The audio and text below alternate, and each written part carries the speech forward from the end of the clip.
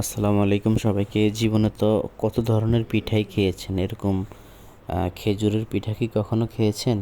তো আপনাদের সাথে আজকে আমি একটি সিক্রেট রেসিপি শেয়ার করব, যেটা আমার মনে হলো যে এভাবে একটা পিঠা বানানো যায়। তো বাসায় অনেক খেজুর, আধা পাকা খেজুর এবং পাকা খেজুর।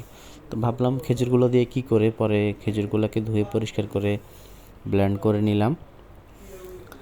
ব্লেন্ড করে নেওয়ার পরে এখানে নারকেল ছিল, নারকেল দিলাম।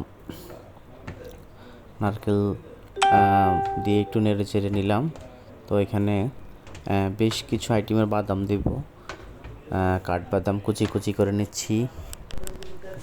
কাঠবাদাম, কাজু বাদাম কুচি করে এই খেজুর এবং নারকেলের মিশ্রণের মধ্যে ভালোভাবে মিশিয়ে নিচ্ছি।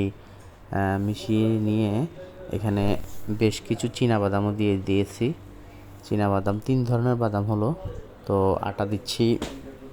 আটা দিয়ে বেশ খানিকটা আটা দিয়ে ভালোভাবে মিশ্রণ করতেছি।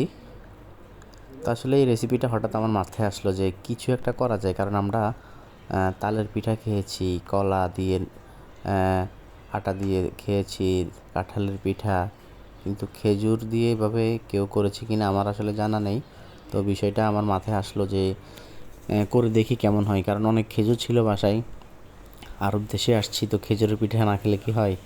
তো মিশ্রণ করে এভাবে তেলের মধ্যে দিয়ে দিয়ে দিলাম।